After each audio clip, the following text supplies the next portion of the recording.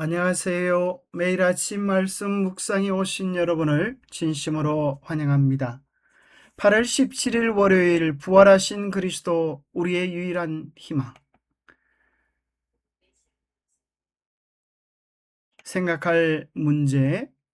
그리스도의 부활이 없다면 우리는 무엇을 잃게 되는가? 그리스도의 부활의 증거들은 무엇인가? 오늘 우리에게 주는 교훈은 무엇인가? 고린도전서 15장 9절입니다. 나는 사도 중에 가장 작은 자라. 나는 하나님의 교회를 박해하였으므로 사도라 칭함 받기를 감당하지 못할 자니라.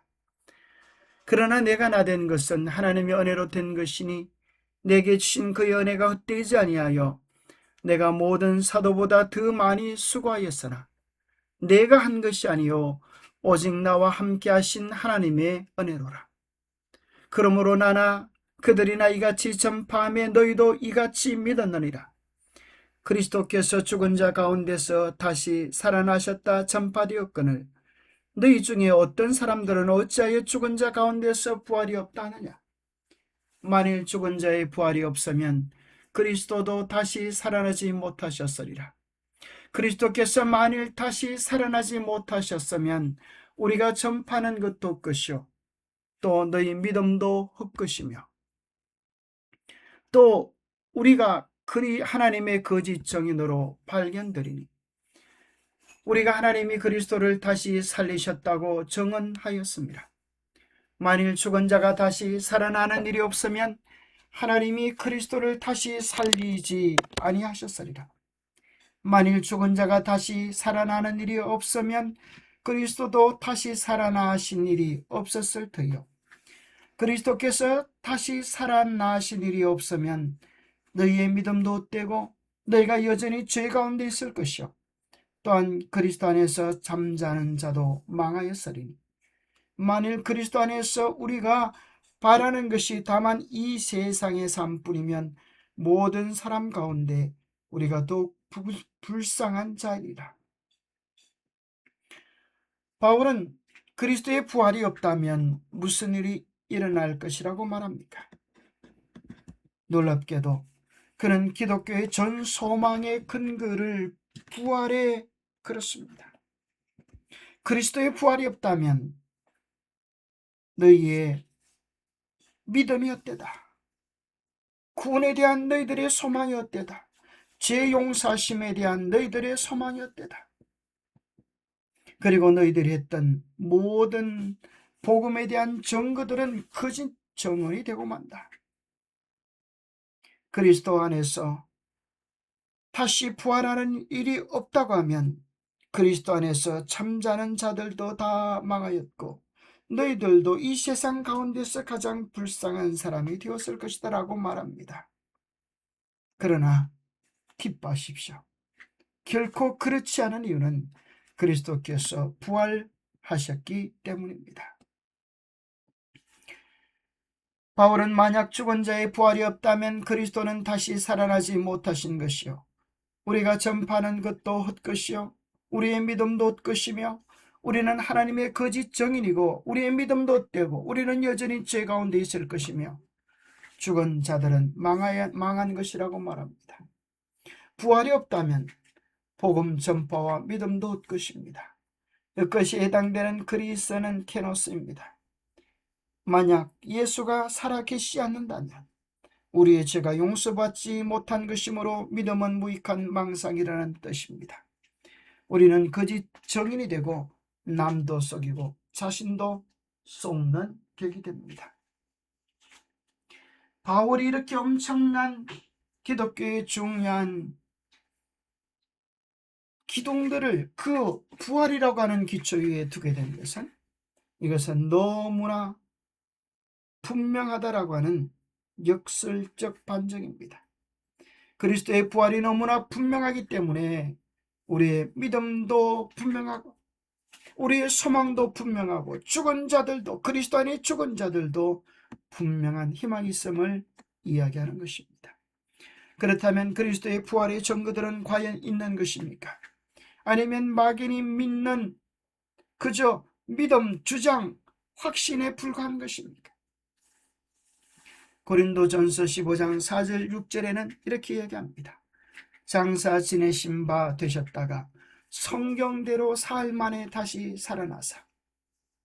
성경에 있는 모든 말씀들이, 구약의 놀라운 예언들이 예수 그리스도의 부활을 약속해 주고 있다는 것입니다. 예수 그리스도께서 부활하신 일이 없다면 성경이 거짓말이 되어버린다는 것입니다. 그리고 예수 그리스도의 부활을 목격한 자들이 있는데, 그들은 바울이요, 베드로요, 12제자요, 500명이 동시에 보았다고 이야기합니다. 그러면서 자기가 유대교에서 기독교로 개종할 수밖에 없었던 명확한 근거는 부활한 예수 그리스도를 만났기 때문이라고 이야기합니다. 그는 유대교를 위하여 그의 생애를 바쳤던 사람입니다. 예수를 믿는 사람을 핍박하기 위하여 다메섹으로 가는 도중 부활한 예수 그리스도를 만나고 그의 인생은 완전히 전환되어졌습니다. 바울은 성경의 말씀들이 그 증거이고 부활을 목격한 500여 명과 자신이 증인이라고 말합니다. 뿐만 아니라 바울은 우리 모두가 알아들을 수 있는 한 가지 예를 들어서 설명합니다. 그것이 무엇인가 하면 씨앗의 예정입니다.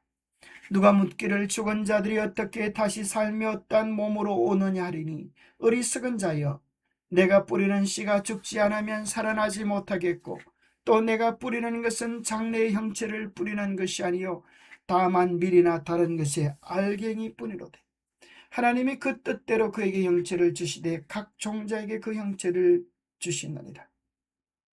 씨앗을 심으면 그 열매를 거두듯 믿음의 씨앗을 심으면 하늘의 소망을 거둘 것을 이야기합니다. 씨앗을 심는 일은 죽어 무덤에 묻히는 일과 같고, 그 안에서 새 생명으로 일어나는 것은 그리스도의 부활을 증거하는 것이라고 이야기해 줍니다. 겨울은 죽음의 계절이요 봄에 수많은 싹들이 돋아나는 것, 이 모든 것들은 그리스도의 부활을 우리에게 알려주는 창조세계의 교훈이라고 이야기합니다. 부활의 증거를 이렇게 정리해 볼 수 있습니다. 고린도전서 15장 6절에 보면 부활한 예수 그리스도를 일시에 만난 500여 명 이상의 증인들이 있었음을 확고히 해줍니다. 그의 후손들이 또 복음을 전하고 복음을 전하여서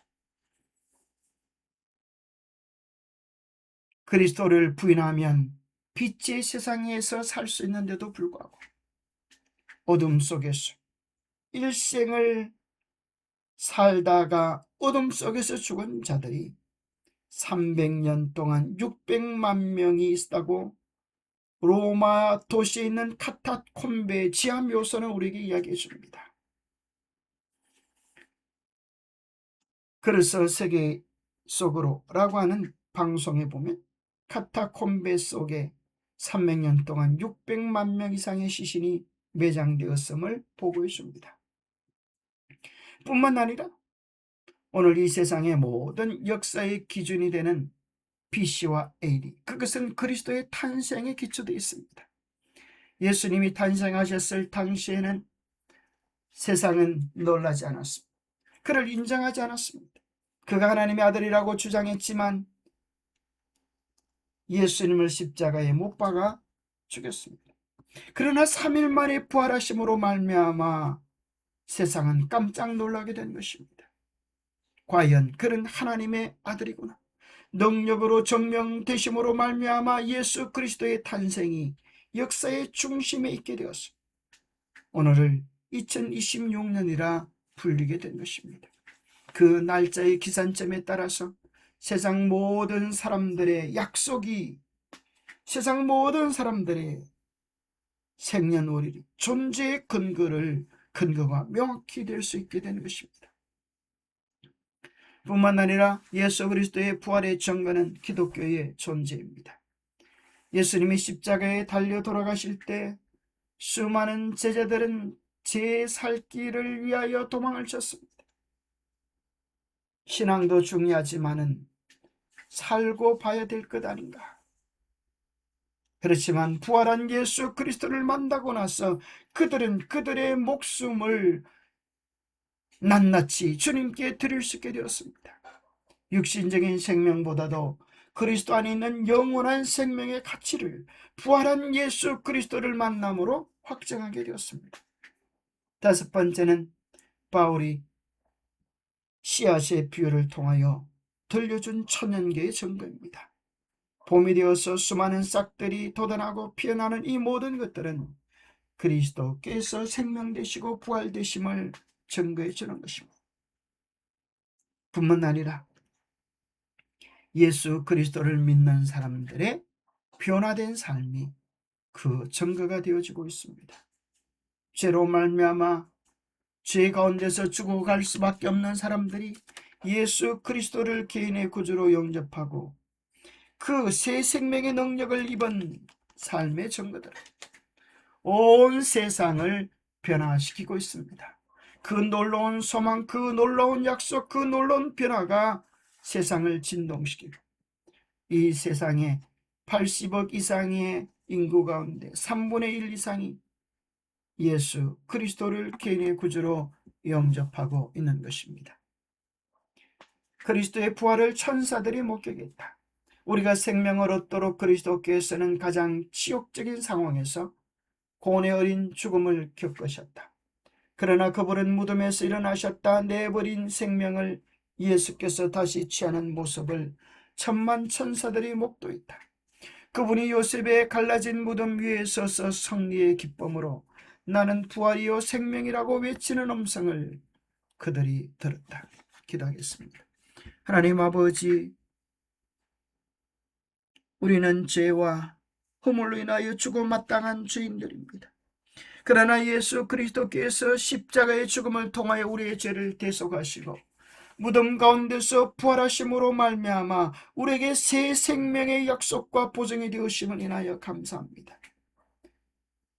놀라운 확장 속에서 흔들림이 없는 보증 속에서 예수 그리스도를 개인의 구주로 영접하고 우리도 놀라운 그 생명의 역사를 맛보게 하여 주옵소서.